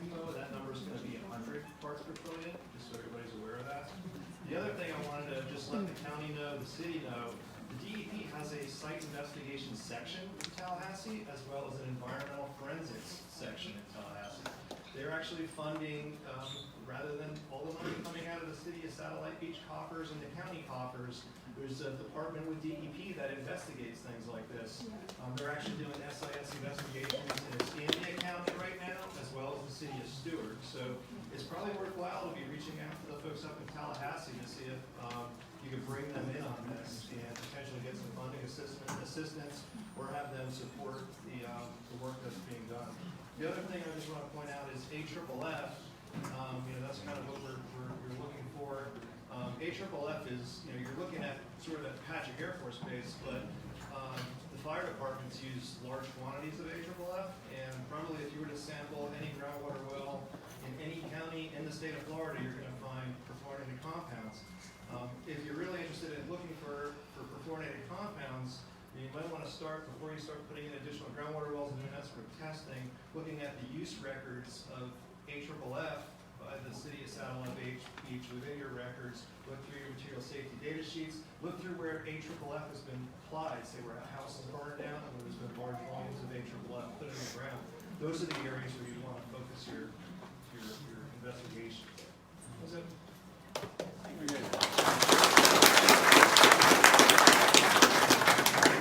Just to respond to that, we actually do, we've actually been in discussions with FDEP already. But with regard to our firefighting, and same with Cocoa Beach, we use water. And then we may use a foam can in that water every now and then with a severe structure fire. So we are looking at where those structure fires could be, if that's possible. But again, we don't use that type of chemical on a regular basis. We traditionally fight all our fires with water. Hi, my name is Shannon Munger-Coleman. I'm on 2 of the panels because I've had cancer twice, in 97 and 2016, both breast cancer. I grew up right across the street, Cassia, right across the street from Surfside. My father was one of the chief guys that in the 70s and 80s resisted, tapping into the city water until he really had no choice. But I drank water while I was going to Delora, Surfside, Satellite High. I also was on baseball teams, and we drank out of potable water in all of these fields everywhere that we practiced or played at.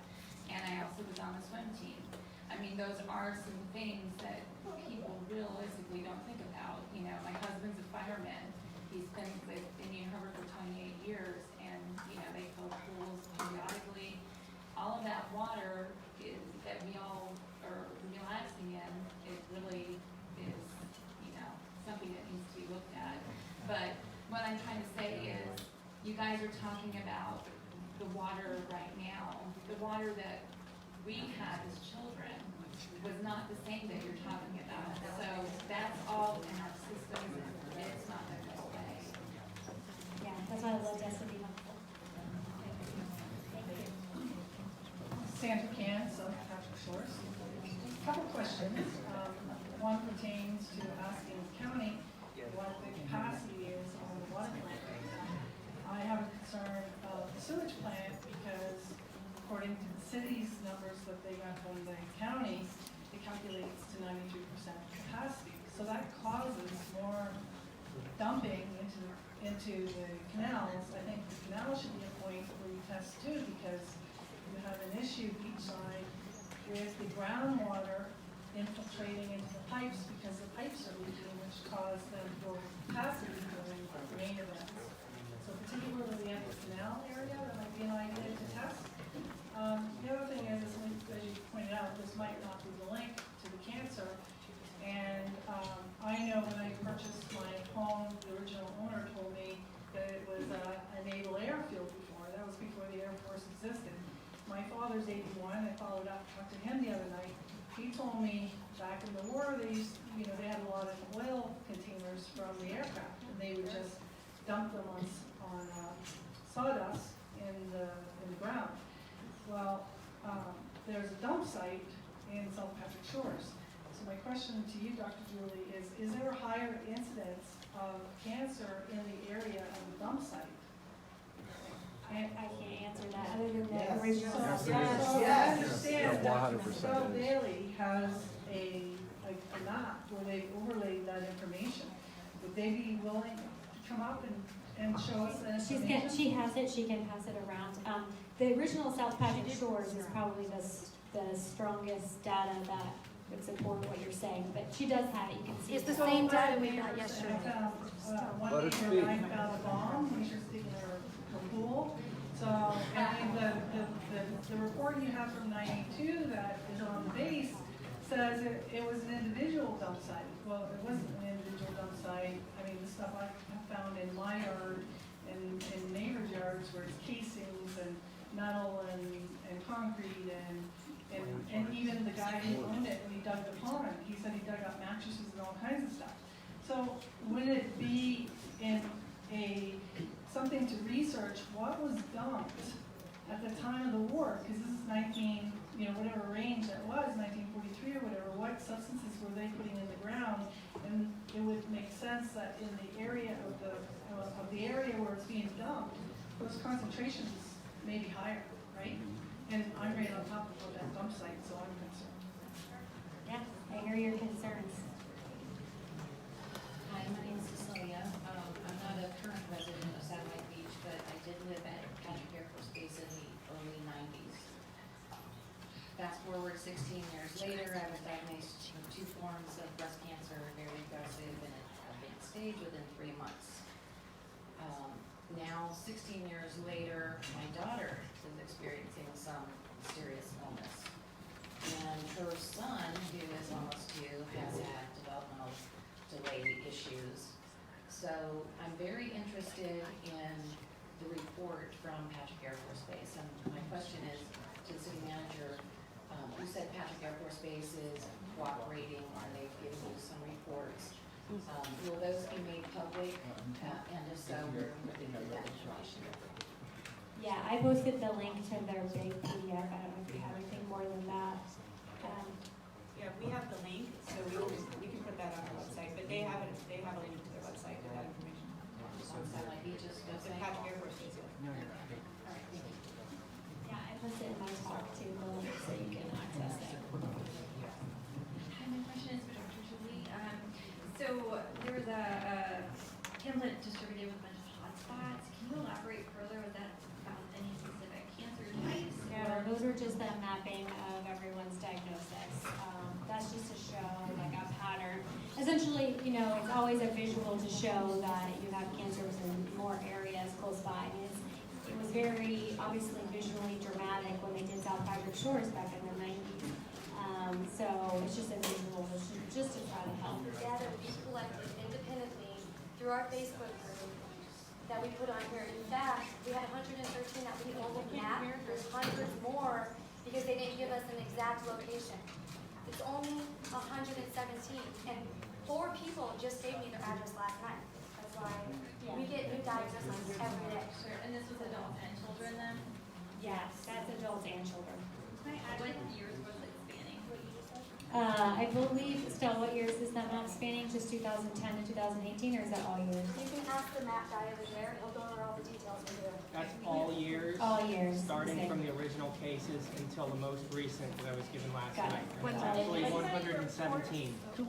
If it's a report, don't just put like C Park area, but like your street, you don't give me your address or Yeah. just your address or. We need but a street numbers to make it accurate. Extremely important. Yeah, a street and your age and your gender. Yes. I mean, those are like the, besides your actual A lot of diagnosis. people those are say the like things we need. Satellite Beach, but then they say Northeast First Street, which is not Satellite Beach, that's actually South Patrick Shores. So Right. it's really hard to kind of. It is an important distinction, because believe it or not, South Patrick Shores has a very small population, and so if we can demonstrate again a bunch of cases in just South Patrick Shores, we may even have a stronger voice in the state.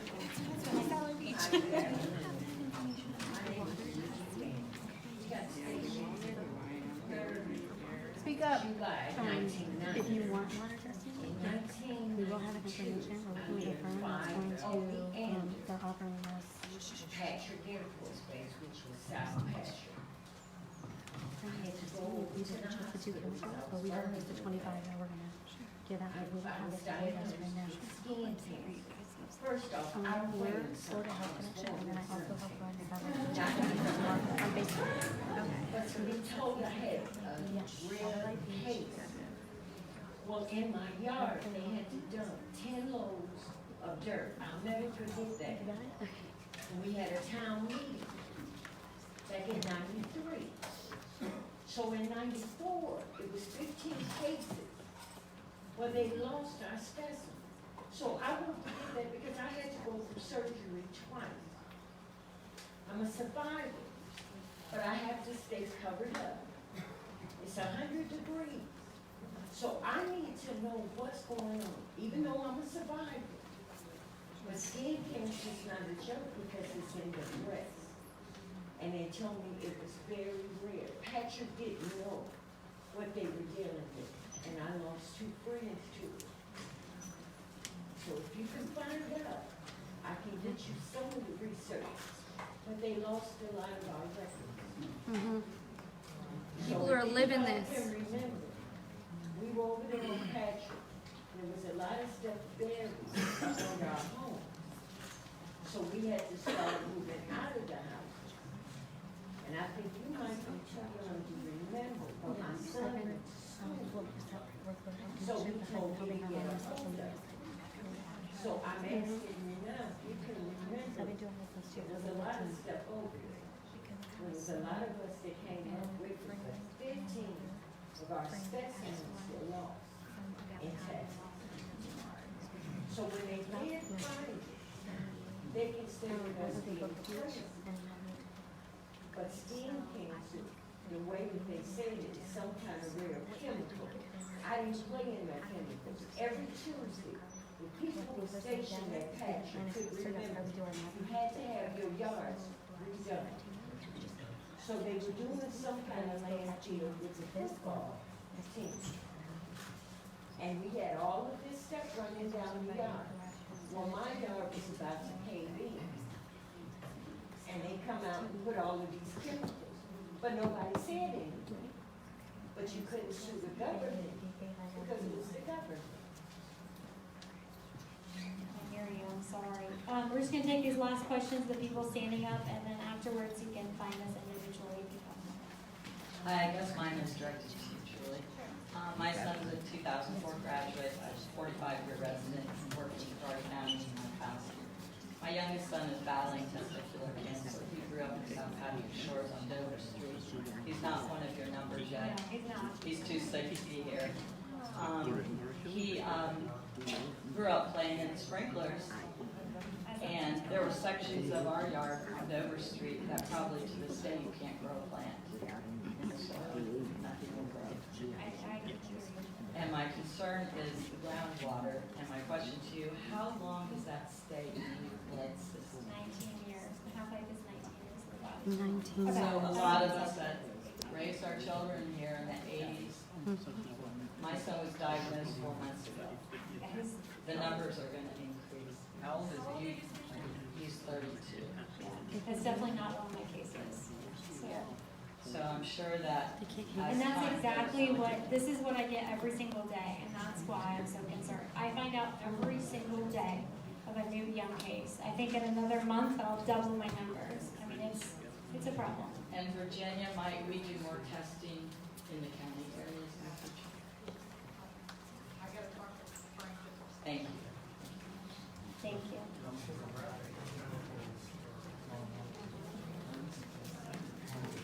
Just a clarification, I see a little bit, is this map like how where those cases It's, are? yeah, it's just a representation of about 110 cases where they were, just showing a pattern of them being close by the area. I heard the beginning statistics that the fellow mentioned. Speak into the mic. Yeah, the fellow mentioned the initial numbers and the levels, and they were in different units than what we heard from the city. It's like, which we read in the papers, how many Parts per trillion. Parts per trillion, and that was not parts per trillion. So I don't know where those fell, where those, well, Micrograms per liter, 0.07 micrograms per liter is the same thing as 70 parts per trillion. Yeah, it should all be in parts per trillion, but when they sometimes write it, they write the microgram per liter. But it's all parts per trillion, and we've asked everyone to try to stick to parts per trillion so that we can be. I apologize, I didn't. That's okay. No, I'm just saying, like in reports, just for clarification. There are, I think it was the school board that some of them were parts per nanograms, parts per billion that had to be converted. so converting that, does that equate to what we found in the wells that the city did, that everything was below the 70? Yeah, so ours was approximately 30 at Sea Park, 20 at the Jackson Avenue property, and about 41 at City Hall. And those are parts per trillion. Okay. And then Jackson put what is it, where satellites on, and when we first heard that through your posting. That's okay. And since, of course, it was also, but we're looking at satellite, that would be a site where maybe, people who are in the band, watching the field, players. I was wondering why they didn't even look at perhaps using that one, site, just right in the heart of that field. I've actually asked the school representation this year. My concern is the field of Satellite High, because a lot of the people who have had cancer played sports on that field. It seems to be a consistent pattern to me. I have voiced that concern to the school board as well. But the school board went a step further. They went to drink testing the drinking water, which they're going to repeat at Satellite High. But I do think that's something to consider, is there is a well under the Satellite High field. And a lot of these people were athletes. That drinking water is good, we all have to do with that. Right, yeah, we'll take any good But news. it's the well water which comes. Right. Just as a conclusion, I mean, where do we stand as far as, I don't think, is the federal EPA, I heard the state stated, but is this coordinated, is the federal level also been brought in that, no? Is there a reason why? Literally, because yeah, I mean, we got the test results on Wednesday. No, you're just aware of this whole thing, that, Yes, it's like, totally. they just knowing that this is being. Oh, absolutely. We'll be Okay. talking to a lot of people in the next month.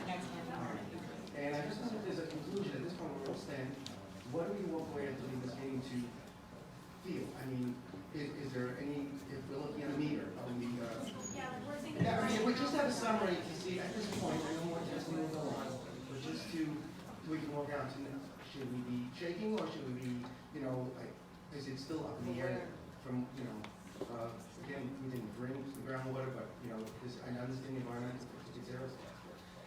Is there some conclusions that so far the experts have all to say how we should feel at this moment? With about the drinking water, but, I mean, if I had to give advice personally, because I just don't know enough right now to be able to give you hard rules and guidelines to live by, but I would look at it very cautiously, look at your irrigation cautiously. I wouldn't fill your pools anymore. city water. Yeah, use your city water to do that. But it's irrigation wells, which it's different than drinking water. So if you feel, it's kind of like, we know that there's certain pesticides that cause cancer. So people liberally apply pesticides to their yards every day. So it's whether, I think at this point, make your personal judgment of whether you want to continue to expose yourself to your irrigation well or not. Just a comment regarding the future testing for schools in the county. Given, I appreciate that it was quick turnaround but going forward, to confirm or deny some of the inconclusive results, I think maybe testing some schools or some areas that are inland might help confirm or deny things. Yeah, I do think a lot of people have asked that exact question, for comparisons, to show other wells in other areas. So I've lived here for about 29 years, and just recently, I went to the dentist, back to the dentist, and the dentist asked me, where am I drinking my water at? They had to remove all of my teeth, okay? So, we're talking about groundwater, but really, I've had 4 animals in 2 years pass away from cancer. It's not just our groundwater, people, and I wanna thank everybody for helping, but it's not our groundwater. It's not just the groundwater. Erosion, the erosion at the base, what about the erosion? Yeah. The Where do you pipes. live? Right behind here. Right there. Also, I've been on many, things for the manatees in our lagoon. And when we turn the manatees over because they're dead, they've got cancer all over their body. Dolphins all over the body, they've got cancer. So we really need to look at our drinking water, our groundwater, and everything else. Just because we have irrigation in our ground doesn't mean that the animals don't walk out there, get the cancer treatment or the cancer problem, and bring it inside and lick their paws.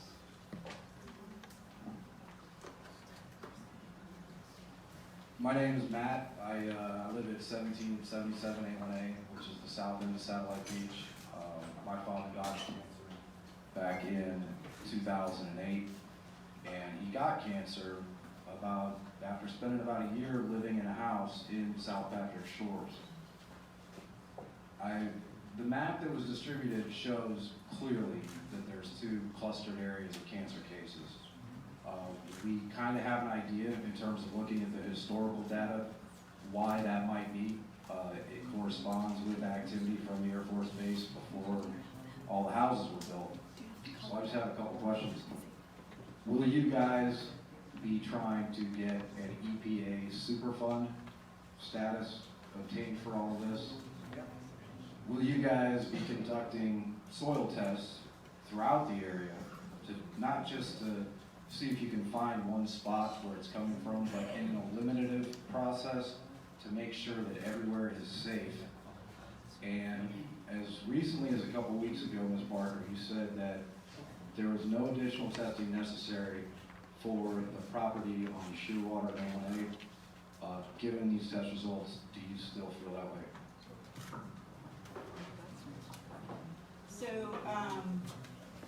I don't think we don't ever want to seek a Superfund designation. That would be bad. We don't ever want to have that. So if we have testing that demonstrates there's a big problem, then EPA would designate it a Superfund site. But I don't think we'd ever actively go out and try to seek one. That would be devastating for our community in so many ways. A Superfund site was designated a long time ago, and then it was archived. It would actually be incredibly helpful in terms of getting funds for testing and getting compensation for people that have been affected by this. A Superfund site is designated when there is already been determined to be a problem. And after that, then they give funds to clean it up. So that's what I'm saying, is if our testing results in it's set to a high level that it would reach the level of a Superfund site, then at that point you'd start getting funding for it.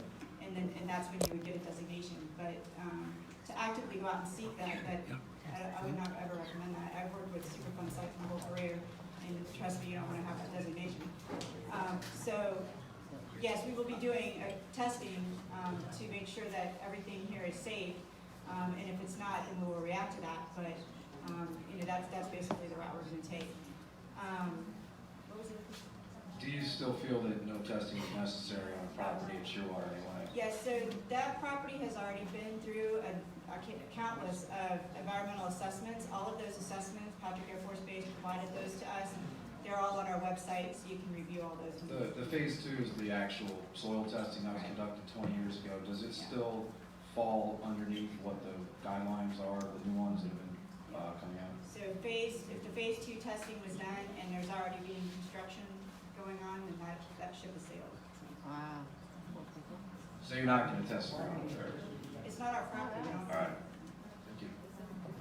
Gentleman in the white shirt, is an official last question. I'm just making sure that you guys know. First off, thank you. I feel like I've gotten a lot of good information today, and I know you all were scrambling, and I want to say thank you.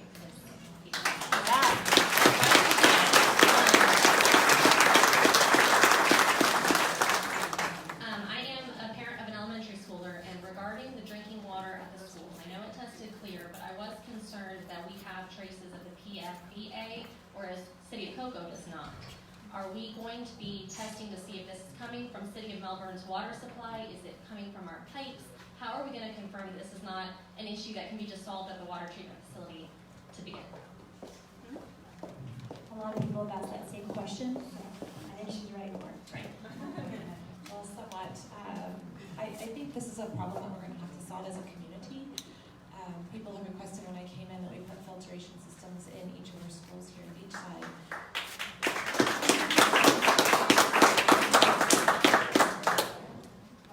To me, that's just putting 9 Band-Aids on a small area of problem, if we think it's a problem. So the EPA, the CDC, if it's 2 or 4 parts for 12 of the 13 schools,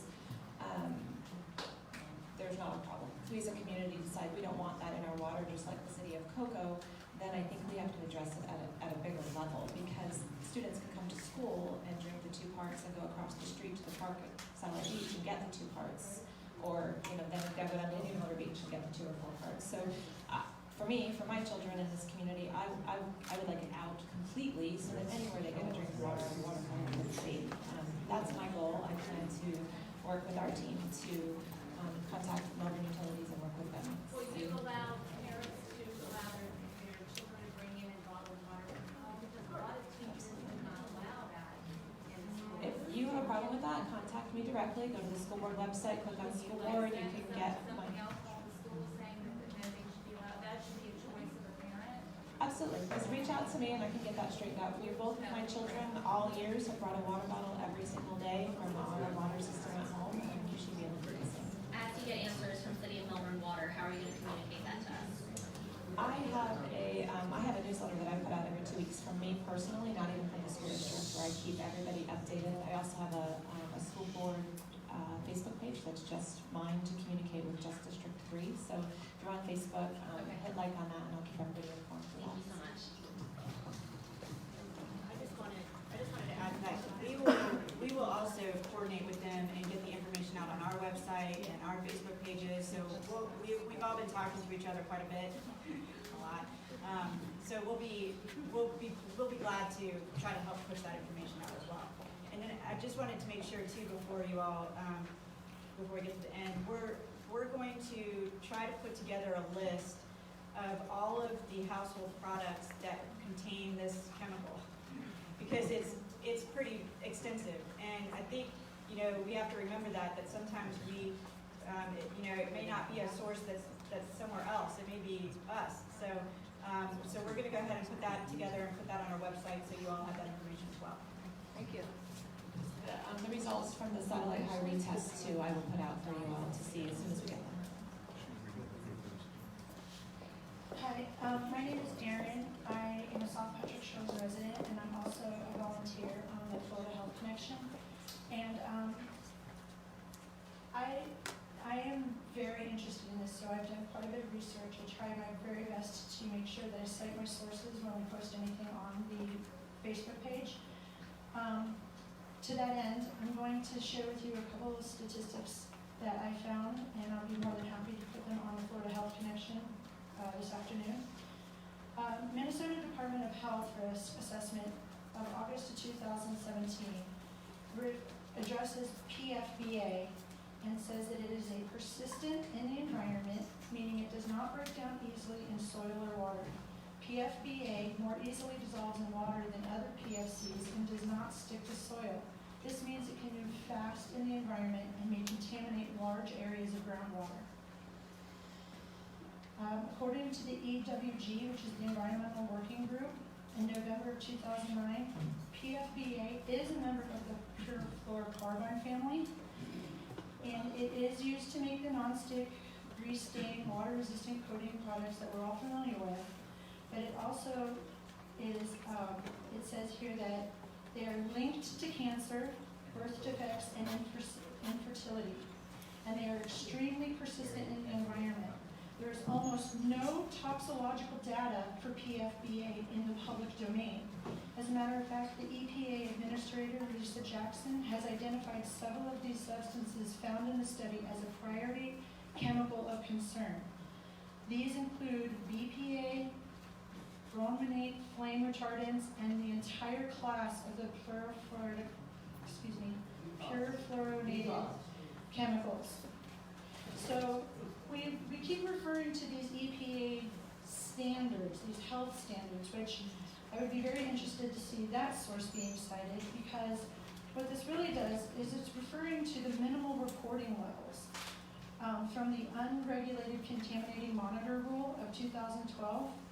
And it says that, yes, even though that there is not reason to have, the sky is falling, rather the implications of the detection should be judged considering health effects information, which is still under development or being refined for unregulated contaminants.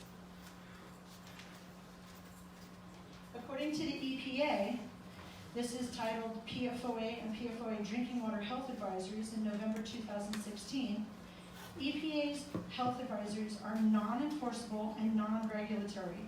So by definition, non-regulatory means not comparable, and these provide technical information to state agencies and other public health officials on health effects, analytical methodologies, and treatment technologies associated with drinking water contamination. PFOA detections in source water and drinking water are reported in several published studies. These studies frequently involve targeted local sampling, thus the findings are not representative of a national occurrence. So to keep referring to these as some sort of standard is just not accurate. The health advisories are based on exposure from drinking water ingestion, not from skin contact or breathing. In 2016, the Food and Drug Administration amended its regulations to no longer allow PFOA and PFOS to be added to food packaging. EPA has not established national primary drinking water regulations for PFOA and PFOS. EPA is evaluating PFOA and PFOS and drinking water contaminants in accordance with the process required by the Safety Drinking Water Act. And the Safety Drinking Water Act is a federal law that protects public drinking water supplies through the nation. Under this act, EPA sets standards for drinking water quality, and its partners implement various technical and financial programs to ensure drinking water. There's a lot of information, so again, I'll put it on our Facebook page. But what I'm saying is there's a lot of misinformation from the people that we're looking to for answers. And I just would love it if we could work as a community together to say that this is not, there's nothing out there to say that this is safe for our children in the schools. There's nothing, and if you can provide that for me, God, please, please. My daughter goes to school, she's in elementary school at Sea Park. I feel like South Patrick Shores is an unrepresented 1 mile by 1 mile area of our community. And, it's just very unnerving that on Friday, I was there enrolling her, and then Friday afternoon we get this news. And I know I'm not the only parent that is concerned about the fact that filters and water bottles are being questioned. I mean, we don't want to hear about more testing. There's studies out there that's already been done. Let's not reinvent the wheel. Let's copy off of somebody else that they've already gotten further along than we have. Thank you.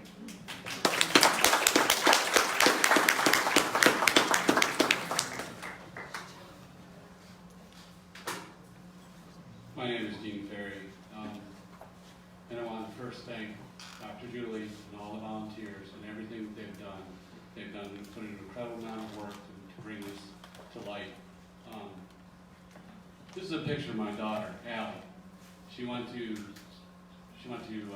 Special Holland, Delora, and Satellite Beach. Graduated in 2010. She has a stage 4 glioblastoma. She has months to maybe years to live. This is real. This is freaking real. She can't be here because she's so sick. So I don't really have any questions to say other than I'm an engineer by trade and by schooling, and the data is there. The data is there. We just need to boil it down and figure out what's going on. I think everybody knows what's going on.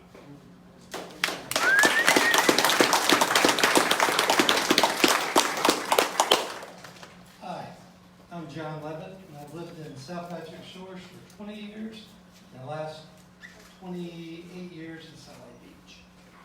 I've swum in these canals, I've swum around the dump out at Patrick. Hey, back in those days, that's where they went out there fishing and everything else. I've lost a lot of people around here that are friends over the years. People who work at Patrick, people who live in communities. And this has hit once before too. You know, the people came up and they went through all this and they found out that this wasn't enough. What keeps coming is, I think it's time that we look at our environmental assessments. The county does this. Pineda Causeway was put in. When they put in a Pineda, there had to be assessments. I personally saw them dig up on Patrick Air Force Base Hospital. And that's where they needed to dump the drums, right in that area. So it's been there for years when I had looked at it. The area around there needs to really be checked. And that's really the area that's real important, is that area a mile by mile around Pineda. On both sides. I'm sure the Air Force has impact statements. I know that the county has an environmental staff. All those things in these wells that have been done for years. I think it may be time for everybody to kind of get together and see what we have, and then see what we need to do, and do it fairly quickly. It's gone on way too long. It's time to get something